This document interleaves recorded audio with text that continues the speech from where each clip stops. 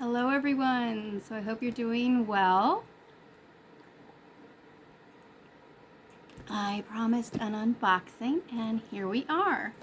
Box. Okay, so a little bit of background as I take the label off here. It's the summer and I had zero plans on adding to the collection this summer. Zero, zip, zilch, zero. Then I saw this. And at first glance, with the little miniature thumbnails, it, just looked like an everyday example of what it is. And then I clicked on it, made it a little bigger, and realized, oh, it's much more than what it looks in the thumbnail, because there's 3 distinct components to it. So, the price was significantly more than I wanted to pay. Hit the little watch button. Yeah, eBay. And a couple hours later, I got a $25 off offer. I'm like, crap. Yay, and crap. You're gonna hear Miss Clara. She's right here. She adamantly disapproves of the new alarm system. Meaning, ow! Stop that. Meaning we have alarm clocks now set for BREAKFAST, LUNCH, and DINNER. This is because the feline is under the impression that she should be fed hourly or every time I am in proximity to the kitchen. And here's the thing, is I have a kitchen, dining, living room. Can't avoid it. The alarm's set. Not just to remind me to eat, but to tell her, no, we're not eating until the alarm. She greatly disapproves. Alright, so back to the package. I just popped that part open. I'm a little nervous because, see this package? It's 4 inches tall. Given what's in here, I'm worried because I send things out in boxes literally twice, 3 times the size. So yeah, that gives you a hint of what's in here. Oh, but we're a box in a box. So maybe it's just petite, or maybe that, oh, it's like a covering piece. Okay. I think we'll do this. See, there's the covering piece. And we got some more tape.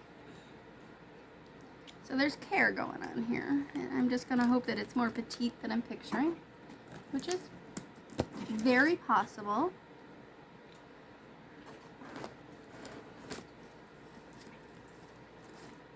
Alright.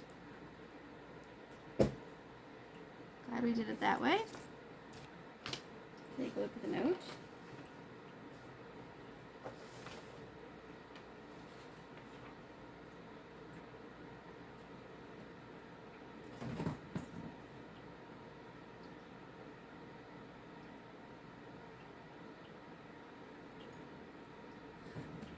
I think they had a photocopier problem.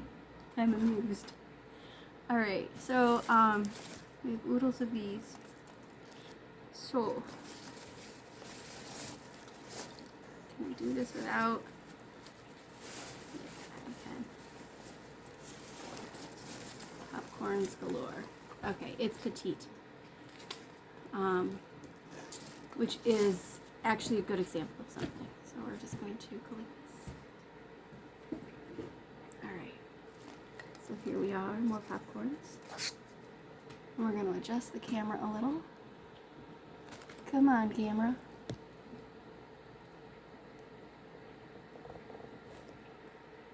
What was that? You want item. You don't want boobies. There we go. Alright, so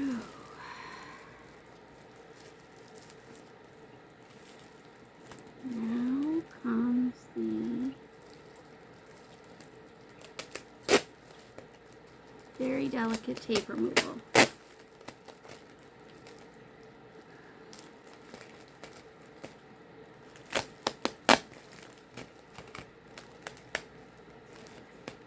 I didn't bring scissors over.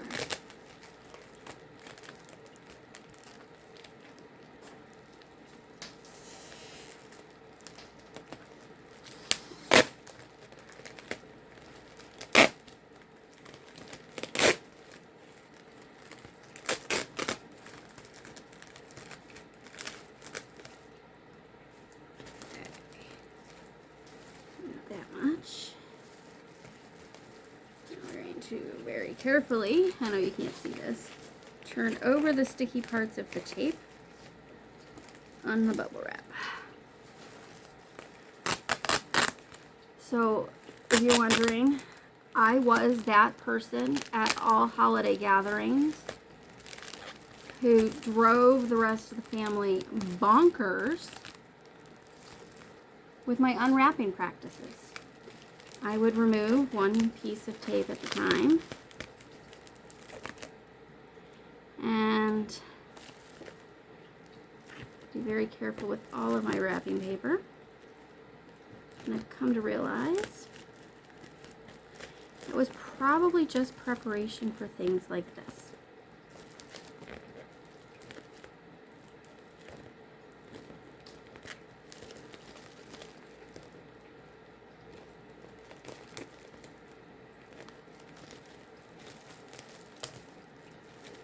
You might be able to tell what's under here.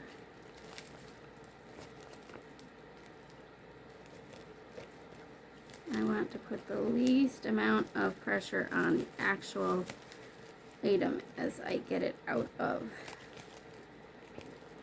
the bubble wrap. There we go. I think we're good. Oh, yeah, I've come to love this little tool. I saw it on a paper crafting thing.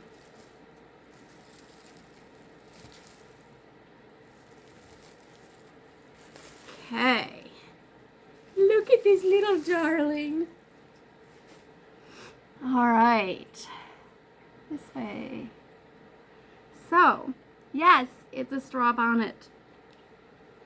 Why is it an incredibly awesome straw bonnet? Because there's 1, 2, 3 different straws in this particular bonnet. So this is a brown, almost like a chestnut. This is a diamond pattern, and I'm actually going to have to put this under, I think, microscopic imaging to see what it really is. And as I'm saying that, I'm realizing I have not used my little toy microscope since I got the new phone, and I actually don't even know if it's going to work because the new phone has that triple, quadruple, whatever camera lens thing going. So I'm not sure how that's going to work, and I don't know how much space I have on my old phone. I don't even know if that will even function. So I might have to get myself a new microscope. Technically, I don't know what it's really called. I want to see what this fiber is. This is incredibly smooth. It's definitely woven, but I'm not even sure that that's straw. That is likely another fiber as tape in between the straws. And then this dark brown does, I guess, have a tint of purple to it. The listing called it lavender. I'm looking around because I guess I consider lavender. I don't consider this lavender, but it may have a tint of purple in the right light. Marna said mauve, I think is what Marna said. But I love this little rippled edge to it. And oh, this is cool. So this is actually patched in through here. That's really awesome. There's going to be so many details for me to look at on this. But what drew my attention was this triple striping. I've had people question my use of stripes, and I know I had it documented in advertisements for striped bonnets and colored bonnets, and you can kind of see it in some illustrations. But to actually have it in a piece in my house, I love, particularly because it's 3 different stripes. 2 straws and then I'm not sure. Yeah, so let's look at some other things here. Like I said, it's petite. So let's bring her over here. This is on the corner, just so you know. So in all from the bottom of the cheek tabs to the top of the brim right now, just over 11 inches. And from the back of the crown to the front, just over 7. So let's turn her this way.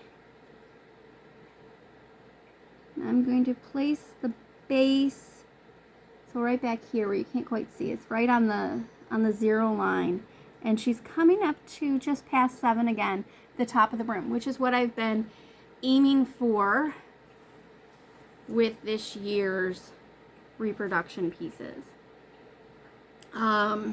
Let's see from this angle for you, so you can see the stripes happening. There's a little bit of fracturing. No, I don't want to say fracturing. I want to call this separation here and here. Might be, yeah, there's a little there too. This is simply the threads between the straws failing.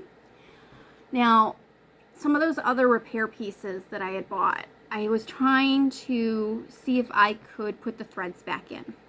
I am finding the current needles that I have are not sufficient. They're too thick. I need something much finer. I might actually try some beading needles, but I'm gonna stick to the one fairly common piece that has the most fracturing to see if those techniques will work. I'm not going to do that to any of the other study pieces that I have, because of course I don't want to cause more damage than repair. I just want to explore some techniques. The thicknesses, again, I wish I brought the scissors and ruler over.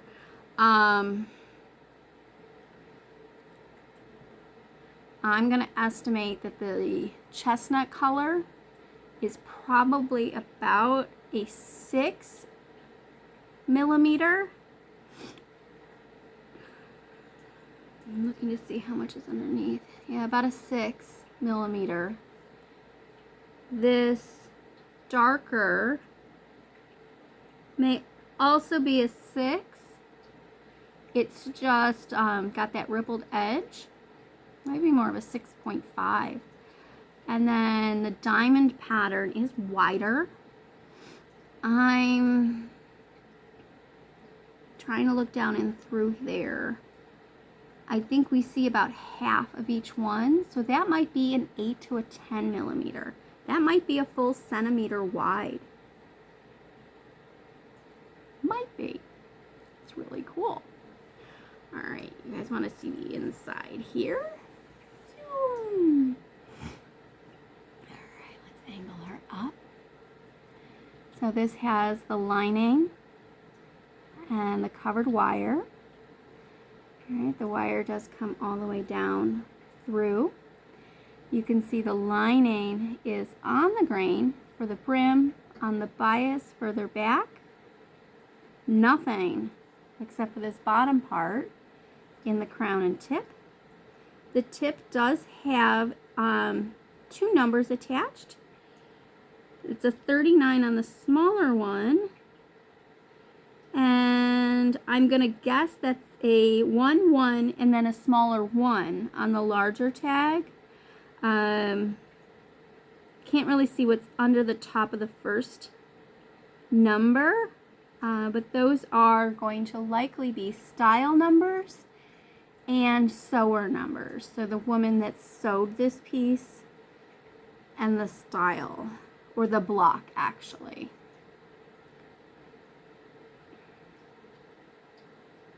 And I'm getting that from the log that I have of a woman that was sewing.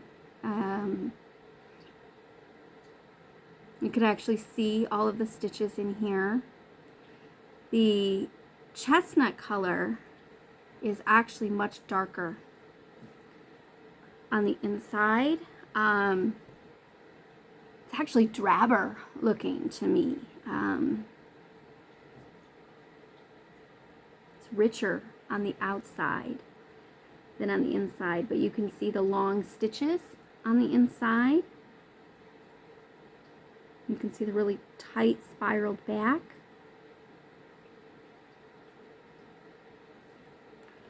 Now let's take a look at these cheek tabs here. They're nice and lean here. The neck edge is bound in a brown silk. This part here is going to want a little more reshaping. And there's a little bend in the wire up here. The wire is intact. So what I will probably do is coax this a little.